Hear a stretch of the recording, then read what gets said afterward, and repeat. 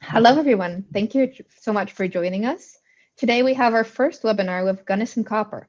The company released the results of a preliminary economic assessment on its flagship Gunnison Copper Project in Arizona earlier this week. With us today, we have Stephen Twyrold, President and CEO. We have Roland Goodgame, SVP Business Development. We have Craig Hallworth, SVP and CEO. And we also have Robert Winton, SVP and General Manager. And of course, we have Deborah from Adelaide Capital. Format will be a presentation from the company, followed by Q&A. So if you have questions, please enter them into the comments box. I believe it's the right-hand side of your screen. And before we get started, as always, today's presentation will contain forward-looking statements. If you'd like to know more about those, you can find them in the presentation on the company's website. And with that out of the way, welcome, everyone.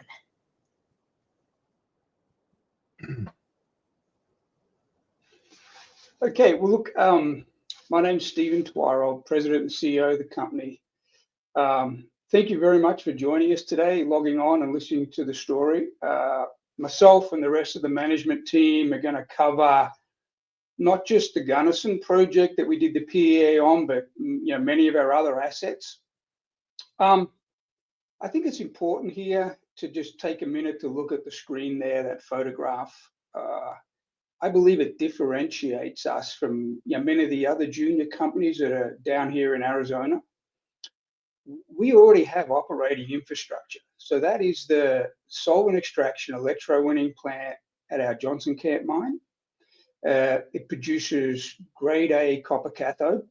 And right next to that is an open pit that Rob Winton is going to be talking about, us restarting that in conjunction with Nuton.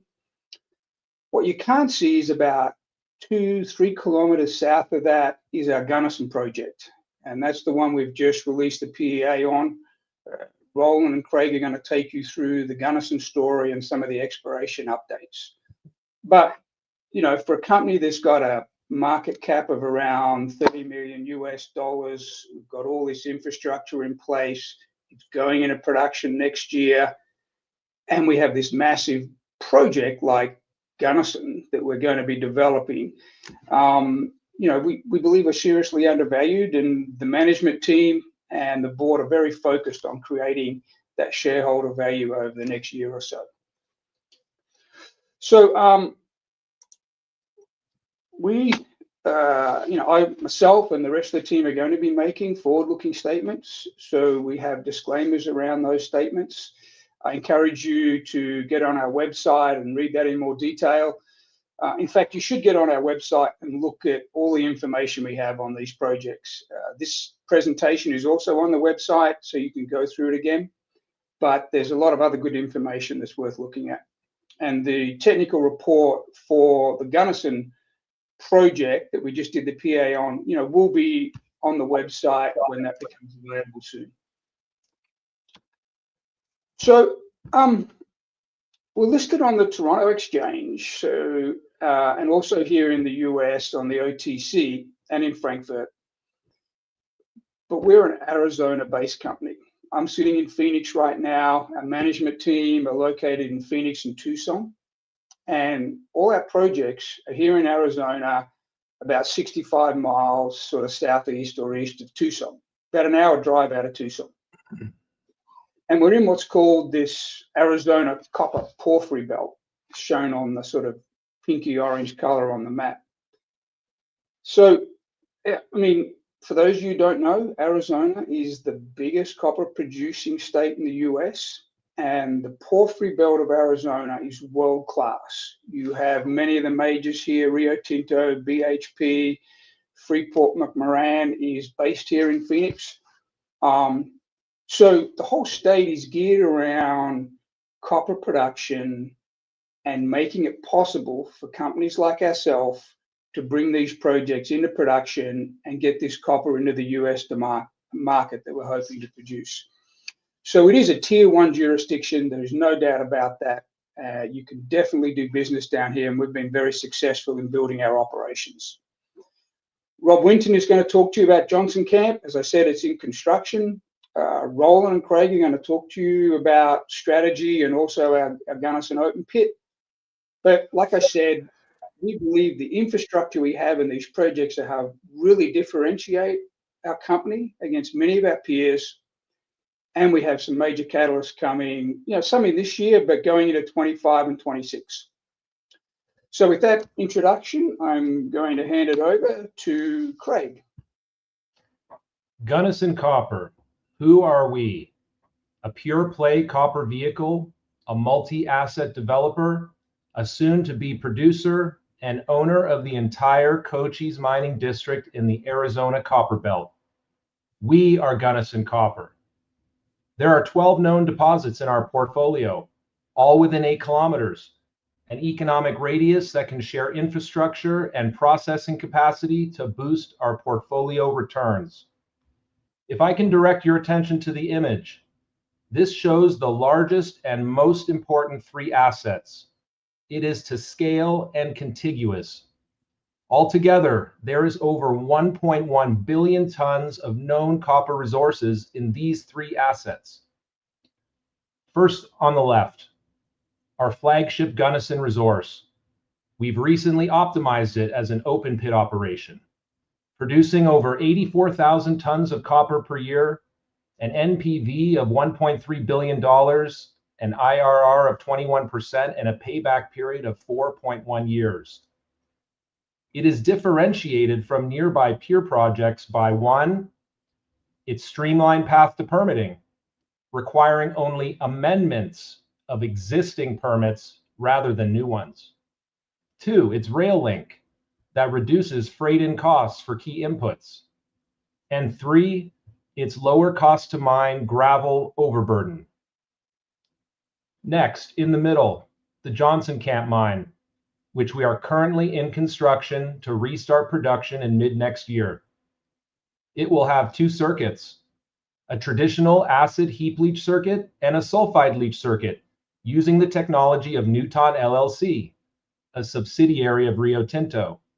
The construction is fully funded by Nuton. This asset will produce up to 12,000 tons of finished copper per year for up to 20 years. We intend to supply directly to U.S. domestic customers in the clean energy, defense, and manufacturing supply chains. And because of that, we have the potential to attract future Department of Energy or Department of Defense stimulus, which would be fully accretive to our net asset value. And finally, to the right, 2 high-grade satellite deposits, Strong and Harris, with a standalone PEA NPV of $260 million. We expect these high-grade deposits will add significant value to the Gunnison project as low-cost feeder pits utilizing the Gunnison processing infrastructure. Next slide. Oh, yeah, sorry. In this image, we're looking at the same 3 assets, except this is what they look like on the surface. As you can see, the portfolio is in a remote location. It's down on the flats, not easily visible, and we're not taking down any mountains.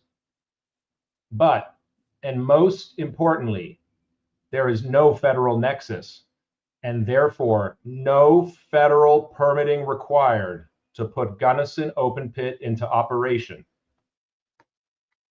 Next slide. The Gunnison Copper management team is laser focused on increasing the net asset value of the portfolio, the market capitalization of the stock, and our share price. We have a 2-year plan. It's called Vision 2026, with multiple pathways to increase shareholder value over the next 2 years. For the Gunnison Open Pit, our next step is a pre-feasibility study in which we will take the resource up to a reserve level. We'll also develop the many value-enhancing opportunities identified in the PEA, such as the potential to sell at a margin, gravel and limestone overburden, the value of which is not presently included in our valuation metrics. In parallel, our permitting team will file amendments for our existing state permits. The Air, Aquifer Protection, and Mine Plan of Reclamation to deliver the full value of a permitted open pit reserve by the end of 2026. For the Johnson Camp mine, our project execution will bring production in mid-next year. We will publish a technical report for the full life of mine, which could be up to 20 years long. And we expect our stock to be re-rated to a producer multiple as our operating track record is established. For Strong and Harris, we are exploring partnership opportunities with third-party strategics, such as certain Japanese firms, to perform infill drilling and add these high-grade sweetener deposits to our Gunnison Reserve in the PFS. And finally, in support of our asset advancement strategy, we have rebranded the company. We're in discussions with strategic partners, and we will strengthen our balance sheet with the planned retirement of existing debt by the end of 2026.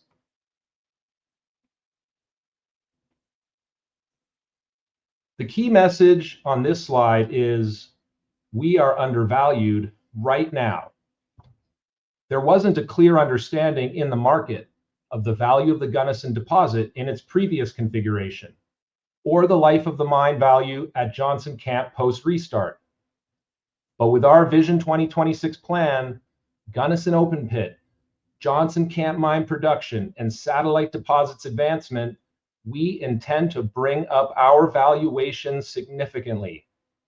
Again, the Gunnison Copper management team is laser focused on creating value over the next 2 years. And we believe our Vision 2026 plan will deliver massive value to shareholders. Next slide. Next slide, yeah. This slide shows the market capitalization in US dollars per pound of measured and indicated resources.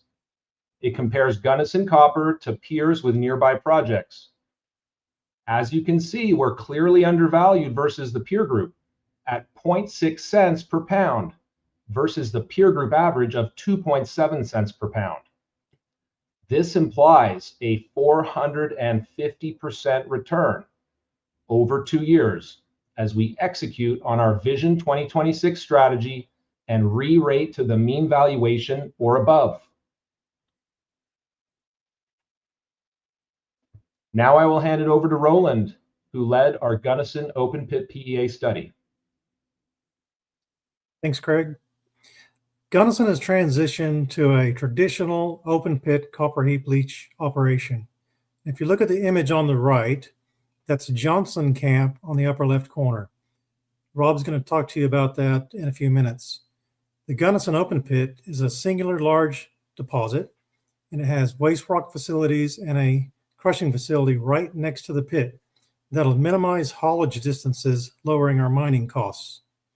The leach pad will contain 551 million tons of ore that's mined over an 18-year period. It will be processed in the facilities on your lower right portion of your diagram. There's a railway spur there that connects up to the Union Pacific Railway line. That's a very unique opportunity we have that other operators don't have. They don't have a railway line right next to their project. We do. Our headline numbers, NPV of nearly $1.3 billion after tax, almost 21% rate of return, internal rate of return, 4-year payback period, low capital costs, low C1 costs, low sustaining cash costs, and will produce on average 84,000 ton of copper per annum, or 167 million pounds of copper per annum. Next slide. This is our production profile, life of mine. The gray is alluvium. It's a gravel-like material over the top of the deposit. It requires very little drill and blast, and because of that, it's very cheap to mine that material. We'll talk a bit about the alluvium in slides to come. The dark blue is our hard rock waste, and there's a significant limestone component to that material. and we'll talk about that again in future slides. You can see the conventional leach production averages over 30 million ton per annum life of mine, and then followed by sulfide leach material, which is towards the end of the mine life. Next. Our sustaining cash costs, they average $1.94 throughout the life of mine. That's significantly lower than our competitors, one of our competitive advantages. And our plant capacity is 175 million pounds per annum. And we try to maximize that capacity every year.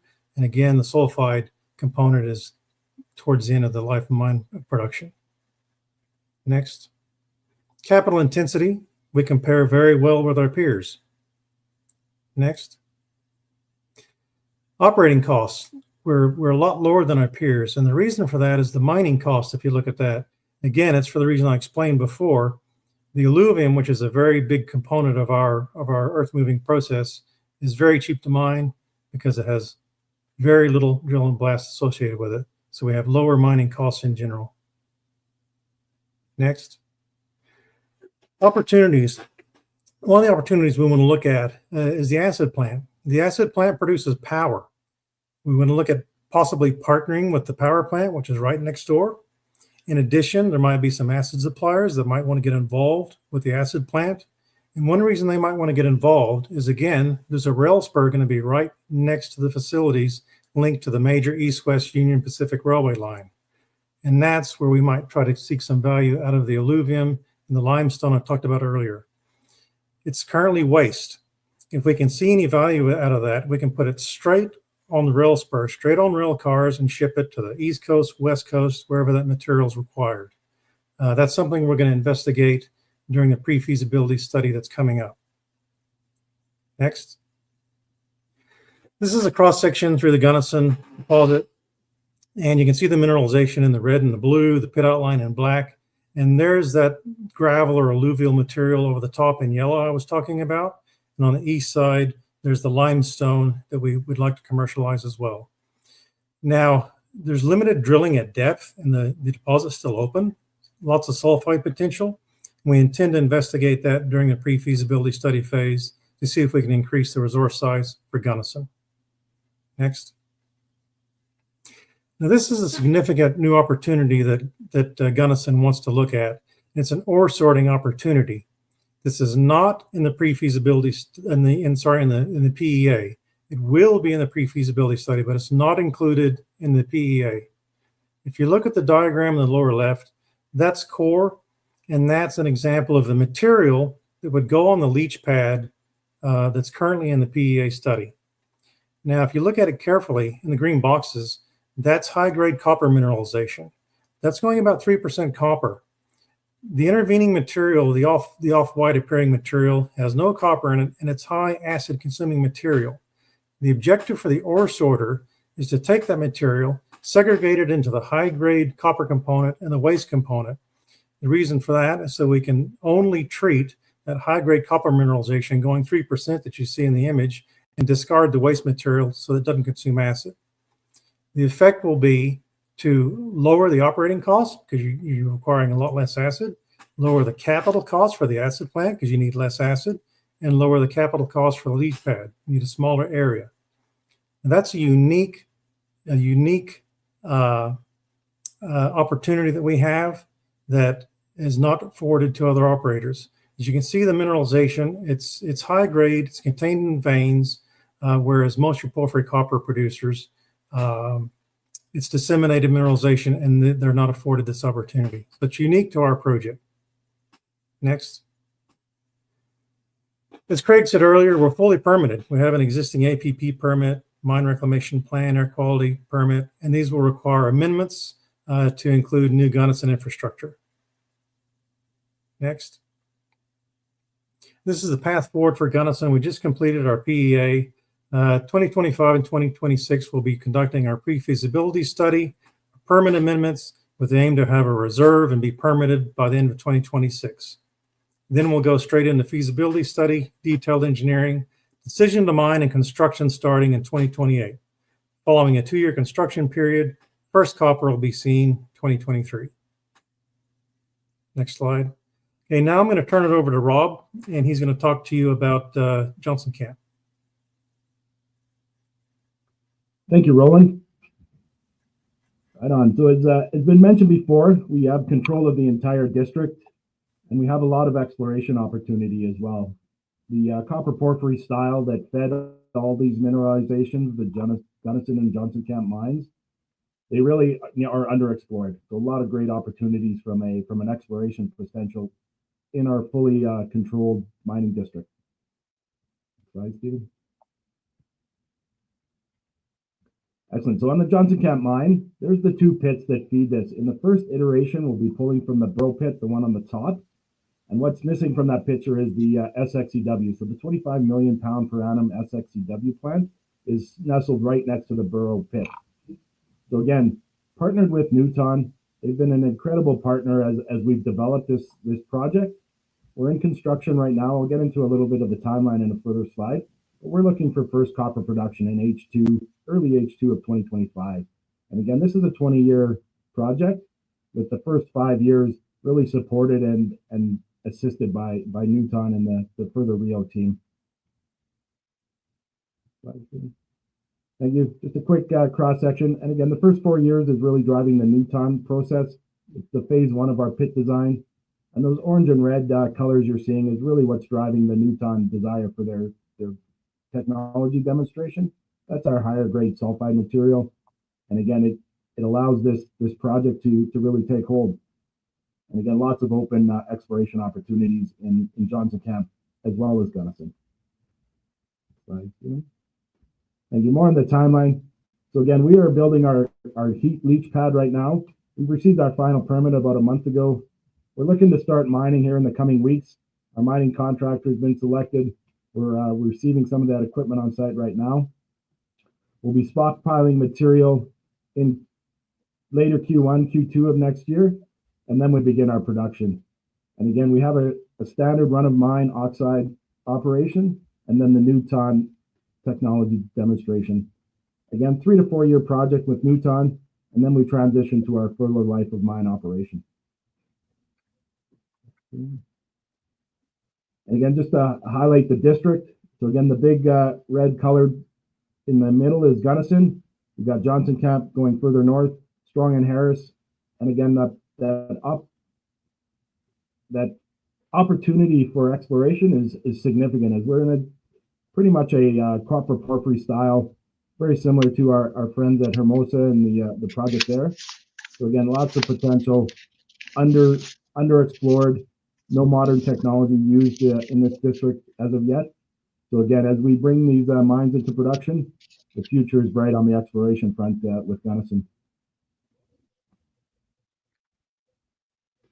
What do you got? Strong and Harris.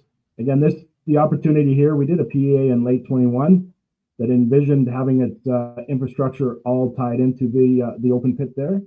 The opportunity is this becomes a satellite deposit, and that ore feeds infrastructure that we build at Gunnison. Keep that large Gunnison infrastructure fed from satellite deposits. The project at Strong and Harris would add multiples of improvement to the project economics. As again, you're not building the infrastructure again 2 miles north of where it's being built in the future. Next slide, please. And again, really the theme of the satellite deposits in the entire mining district is the exploration potential. We've got an IP anomaly to the north of Strong and Harris and a magnetic to the south. So again, lots of opportunity to put some drills into the ground in this district and really solidify the long-term potential of Gunnison Copper. South Star, again, the south of Gunnison, sort of the same trend. And again, the theme underexplored. Lots of opportunity to bring these satellite deposits into a flagship, the Gunnison Copper operation. And I think I turn it back to Stephen now. Thanks, Robert. So the team's taken you through some of our projects. You know, we have a number of exploration anomalies and some other smaller projects that we haven't even mentioned. The important point is that the team is well experienced. Myself, Craig, Roland, Robert, we've been in the mining industry all our lives. We've worked in small operations, large operations, exploration, development, M&A activity. So you've got an experienced management team, and we're really ready to move these projects forward. The same could be said about our board. They're super focused on creating shareholder value. And what this presentation is about, demonstrating the value that we can be creating over the next 12 to 18 months. We have tremendous support from our strategic investors. Some of them on the map there: Triple Flag, Greenstone, Nuton, Nabari, Altius. They've been with us for a long time. They're very supportive of the activities that we're undertaking. They're excited to see the Gunnison project moving forward.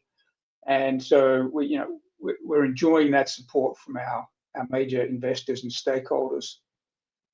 We have approximately 315 million shares on issue, fully diluted, about 368 million, pricing around 11 cents, and our market cap 35 million. And I mean, seriously, a market cap of 35 million, and you've got Johnson Camp Mine with all that infrastructure going into production next year, and a PEA with an NPV of after tax of 1.3 billion nearly, with a clear pathway to going into feasibility and permitting, and a track record of getting every permit that we've ever went for, we've gotten. So we believe we're in a really good position to continue that value creation. In summary, Gunnison, PEA's out. I think that speaks for itself. It's an exceptional product. PFS is going to be starting next year, subject to financing. We're going to move through that as quickly as we can, and in parallel, we'll be doing the permitting. So there'll be news flow around that as we move through next year. JCM, the open pits, we're very, very happy to be working with Nuton on that project.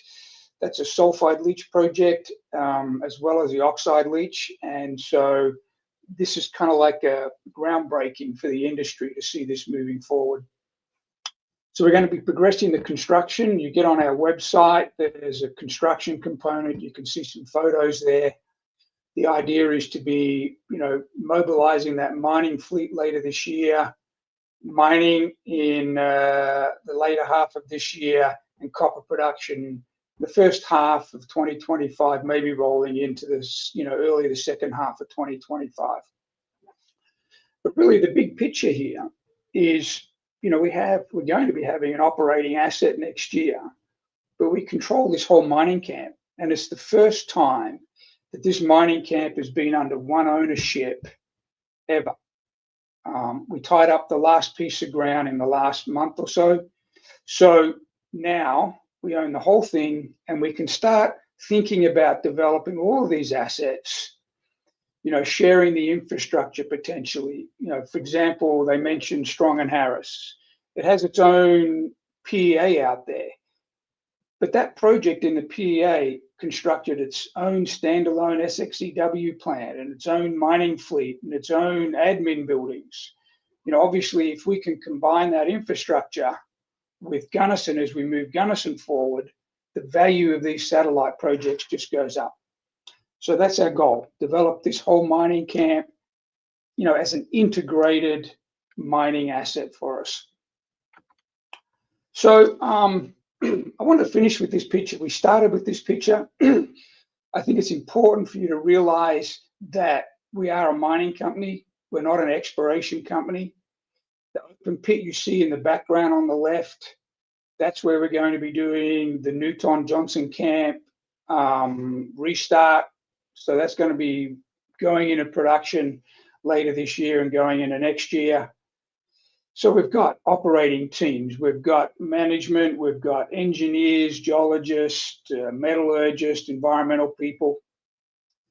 And we've been operating down there for 10 years now. We've been over 10 years without a lost time incident. So the management is focused on health, safety, environment, a social license to operate, and creating value. So that's it for the presentation. We're happy to take some questions. All right, well, thank you for the overview. So we're going to start off with some audience questions. The first one was about open pit grades, and basically, are the grades good enough to open pit Gunnison? If you can comment. Roland, I'll hand that one to you, Rolly. Yeah, our average grade is about 0.35% total copper. It's definitely good enough grade, definitely makes a good profit. And our PEA shows the amount of profit we can generate from that grade of copper. Thank you. Yeah, I think like on the copper grade, so if your costs are low, you can mine lower grades. Now, our project is not low grade. It's actually right in the kind of mid-range of a large, copper project in Arizona with a grade of around sort of 0.3-ish, just above. But our operating costs are low. And so that means that we make a big margin on every ton or every pound of copper that we produce out of that project. Got it. Thank you. And then we have some questions about the history of the asset and past approaches with other mining methods. Can you kind of comment on that? Thank you. Yeah, sure. So I mean, many of you, may have been involved with the company Excelsior. We've changed our name to Gunnison Copper just recently.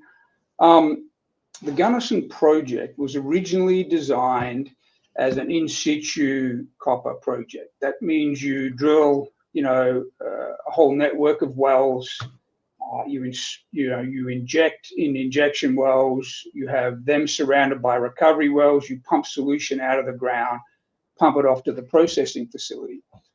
And that project was permitted up to 125 million pound per annum.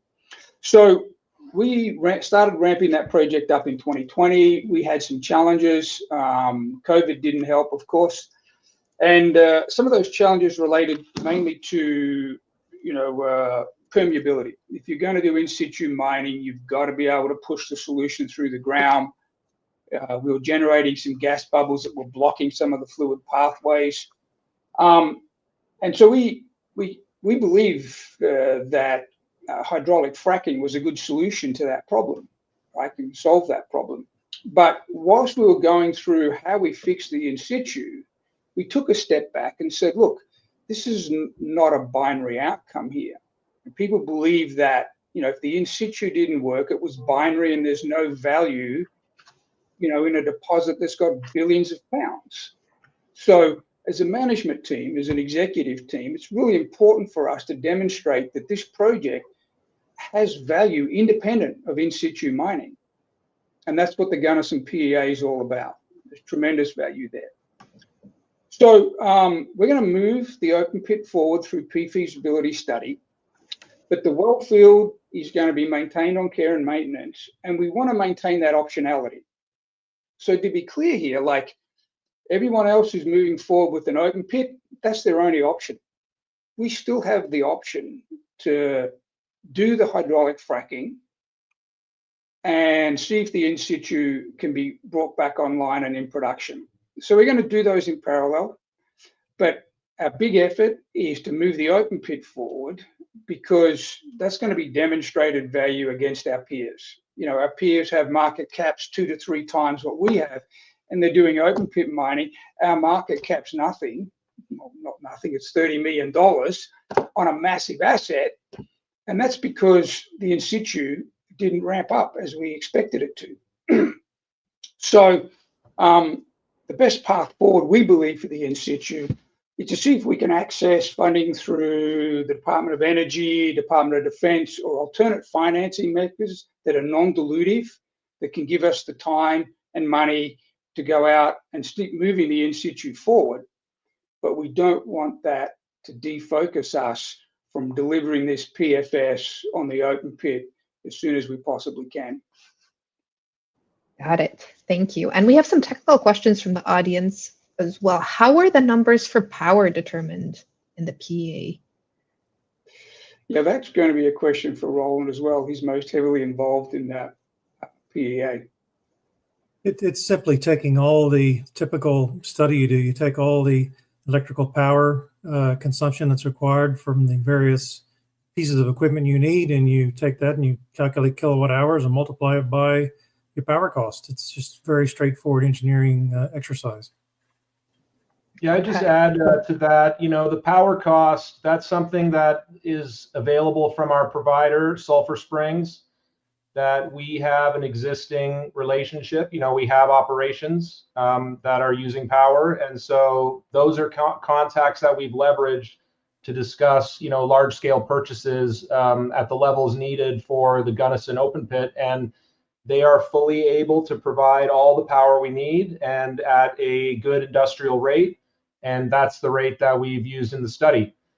Something else that the power company expressed interest in is our acid plant, potentially being a entity that could finance the construction of it. So that would reduce our CapEx by several $100 million on our initial CapEx, if that was something that we wanted to pursue. So those are discussions that are occurring that could also reduce our initial CapEx. Got it. Thank you. And do you have a sense of when will the limestone be available for market and how much it could be per year? So I'll take this one. So we haven't done market studies on the gravel or the limestone. That's going to be part of our PFS program. To put it in perspective, over the life of the mine, there's something like 750 million ton of gravel. Now, not all of that's going to be marketable. Some of that, will not meet the appropriate specifications for aggregate or whatever it's needed for. So we'll be, going through the PFS, analyzing that. The limestone, there's about 80 odd million ton of escabrosa limestone that just comes out of the pit as waste. Some of that, when we look at our drill core, it's white crystalline marble. So we believe that's going to be a valuable product and marketable, but we've done no studies on that, but we intend to do them. Okay, thank you. And where will the sulfuric acid be sourced from? Do you have a sense of that? I can take that one. So, today we are buying sulfuric acid from one of our partners, H.J. Baker, and that acid's coming from Mexico. There's three, in fact, smelters in Mexico within a very close geographic distance. One's about 200 miles and the other two are sort of 600 to 800 miles. The key thing about sulfuric acid price is the freight. So having a direct rail and having a nearby source of production, such as these three smelters in Mexico, that's going to be an enormous influence on the price. Now, for the Gunnison Open Pit, we talked to major suppliers, H.J. Baker, Chemtrade, and we talked about the future price of sulfur, because in our acid plant, of course, we will be buying sulfur as the input to that process.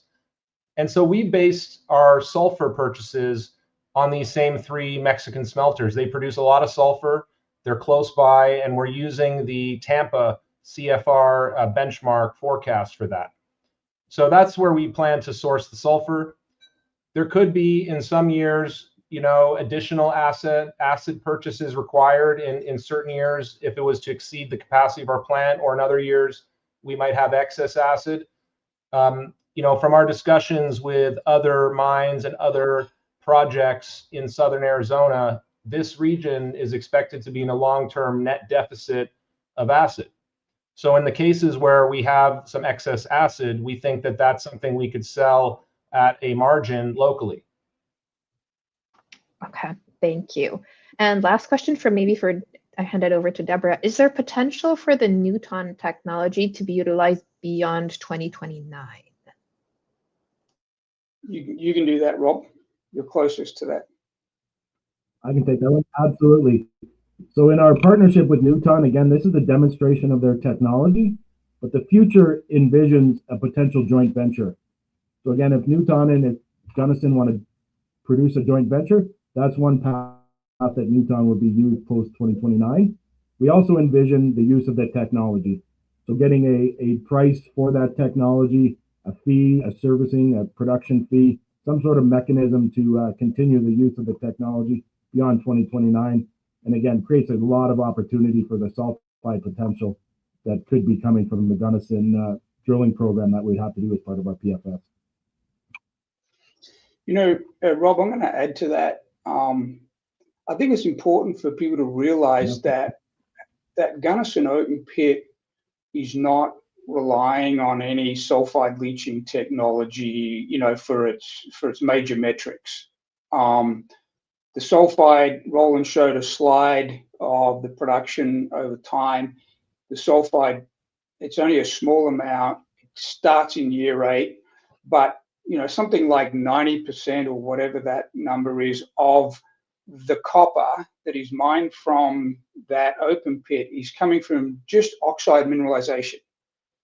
No special technology needed. You mine it, you put it on a leach pad, you leach it, you generate, you know, copper solution, process it, and make pure copper cathode on site. So we view the Nuton and the sulfide as upside to this project, right? And that's really around, as Roland pointed out, we've not explored the sulfides below the oxide. So, you know, we did mention in situ mining can only mine oxide mineralization. You can't mine the sulfide. So part of our sort of reevaluation of this resource was we're getting no value for the transition in the sulfide as an in situ mine.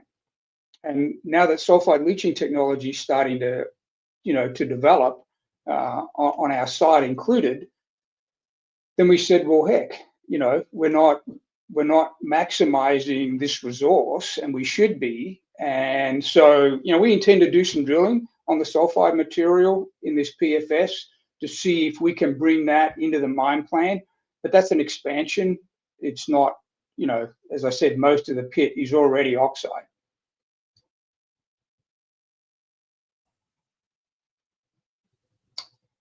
All right. Yeah, there's more questions. I'm going to take over from Magda. She usually handles the technical ones. So what are the offtakes, royalties, streams, and terms? Yeah, you broke up there, Deborah, and I didn't get all of that question. Oh, sorry. I was just asking, what are the offtakes, royalties, streams, and terms currently on the assets? Yeah, so we so you can find that information on our website. We have a stream agreement with Triple Flag, and the details of that agreement are in our MD&A and financial statements. So the stream relates to the production of oxide material from our property, and that's included in the PEA. And then there are also royalties. Greenstone has a royalty on the Gunnison project, and what used to be Callinan, but now Altius has a royalty on the production from the open pit. So that information is also disclosed in our MDA and on our website. And those, of course, are included in the financial analysis for the pit. Okay. If I could just add, you know, the question there included offtake. You know, this mine is going to produce finished copper cathode, and that's really important. You know, the government has made it very clear that U.S. supply chains is critical, and raw materials like copper is a critical material for energy. So not only is it critical for clean energy, but the Defense Department has also said that copper is extremely important for defense. So we're seeing in the society a strong emphasis on mining ore in America and processing it in America into copper to be sold in America. And that's what we're planning to do. So there is offtake, and it's all 100% domestic. There's no concentrate being sold overseas, and we like it that way. That's the way it is. Okay. There's a few different questions all related to financing. So maybe you guys could just provide an update on how you're looking to fund development at Gunnison. Sure. So we're going to look at all the opportunities for that. So this is a big project. Under the right terms, we'd be happy to have a partner help us move this project forward. Whether that's private equity or a mid-tier mining company or a strategic that wants, a foothold in the project and ultimately, access to an enormous amount of copper production in a safe jurisdiction. So we'll explore those opportunities. We'll also, look at a potential equity financing to fund the project going forward. Most likely in multiple phases, raise some money, generate the results, and then, potentially, pick up some additional equity. And then we're not going to discount, trying to access the, funding as Craig pointed out through Department of Energy or Department of Defense or other grants or other funding opportunities that will be available to us. I'll just add something there. There are a number of larger mining companies in the nearby vicinity that, there would be significant synergies with our permitted location and our resources. So those are companies that, we may be talking to very soon. And so that's not something we can comment on at the moment, but I think you can see clearly those opportunities are there. I had a follow-up question, which is, so would a spin-off of the Gunnison project be an option that you're considering? Not at this stage, no. See, we think a lot of the value that's not on our books, that's locked up, is related to the separate projects that we have over our portfolio that have all been treated as separate projects. And so, it's not that we wouldn't consider any offers or something to that effect. Like our job as management and the board is to maximize the value for our shareholders. But that said, our strategy is to develop this entire mining camp and put it together as one large operating center, centralized infrastructure with a number of projects feeding into that infrastructure, and thus creating a lot of value out of these satellite projects that we're not getting value for.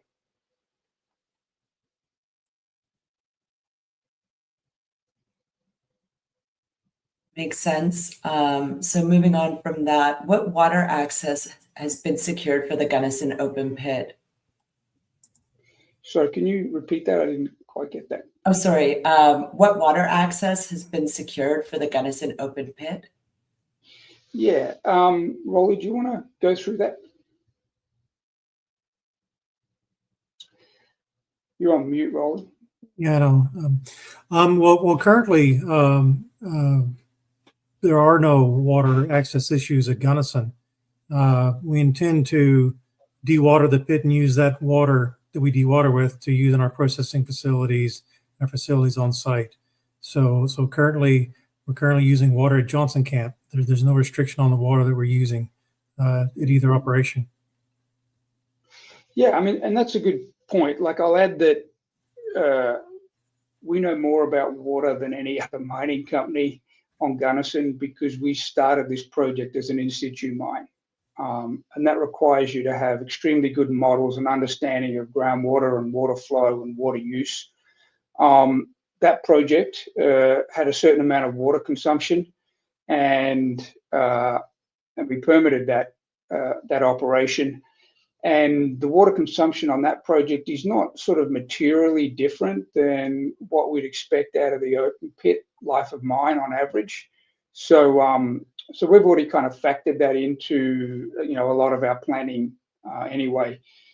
And then in addition to that, we have Johnson Camp, which has its own additional water supply, and that has, more water than that project can use. So we have access to additional water from Johnson Camp.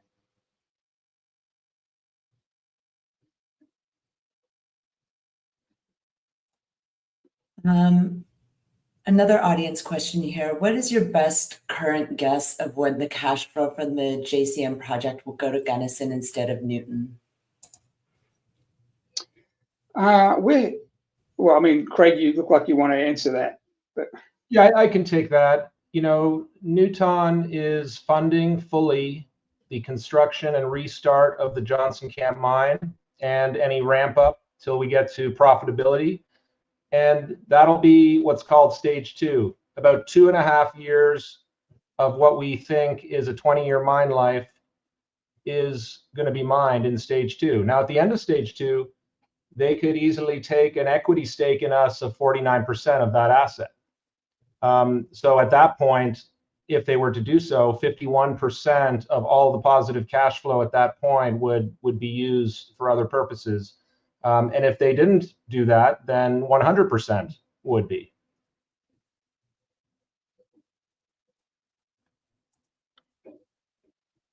One other question. So could Nuton technology used at JCM be applicable to Gunnison? yes, I mean, it can be. As I said previously, right now the sulfide is a small component of the open pit and late in the mine plan. We've included in our PEA that sulfide recovery is going to be around about 60%. And that's a relatively conservative number. Nuton technology, you've seen some results that other companies have posted from their column leach testing and other test work. They seem to be generating in the order of 70 to 80+% recovery of that sulfide. Our PEA does not specifically use or relate to Nuton. It's just like sulfide leach in general, if you like. But the point we will make is that there will be few companies out there that have a better understanding of sulfide leaching and its applicability than Gunnison, because we're working through that with Nuton now at Johnson Camp. So the real value add at Gunnison is in extending the sulfide resource, extending the mine life, and potentially the production rate, and applying sulfide leaching to that. Now, Stephen, if I could just mention, what's something that got me excited when I recently joined the company was when I looked at all the drilling that had been done at Gunnison, formerly in situ methodology. And it's a large oxide and a sulfide layer that's known. All the drilling, as soon as they hit the sulfide layer, they stopped because sulfide is not recoverable with the in situ technology. So what that said to me was there is a huge untapped potential sulfide there that with further drilling could be shown to contain additional sulfide. So that's something that got me very excited. And there's a slide in the deck that shows magnetic anomalies. There's magnetic anomalies underneath the skarns at all of the deposits that we showed there. The flagship and the 3 main assets all have magnetic anomalies beneath the skarns, suggesting possibly a very large porphyry could be there. And that's something we would have to do further drilling to determine.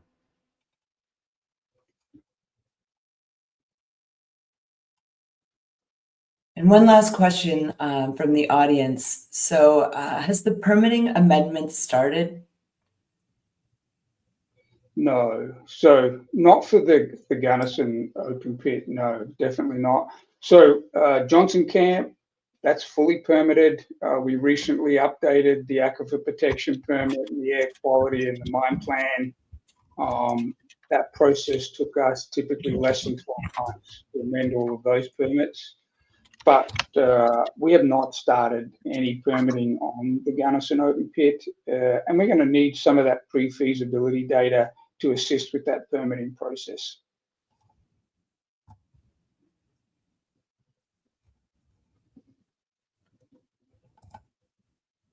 Okay, well, I don't see any other audience questions, and I think that Magda and I have asked our own question. Was there anything that you wanted to discuss today that we didn't get to?